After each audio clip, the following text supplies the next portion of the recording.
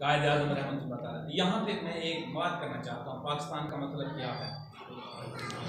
ला इलाहा इल्लल्लाहु मुहम्मदुर रसूलुल्लाह सल्लल्लाहु।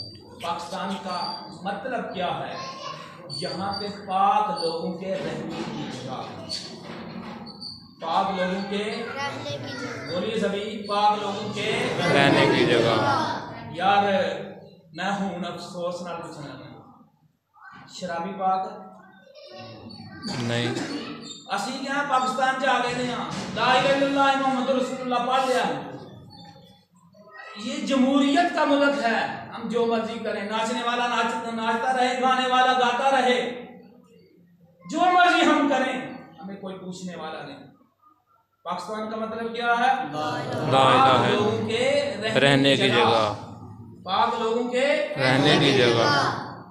मुझे ये बताएं, शराबी पाक नहीं, जानी पाक नहीं।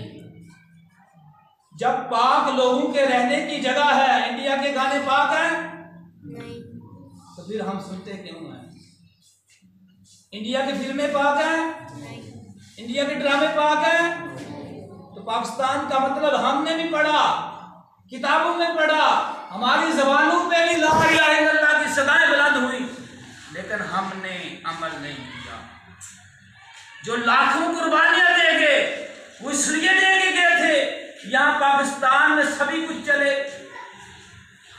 वो इसलिए कुर्बानियां दे के गए थे, इसलिए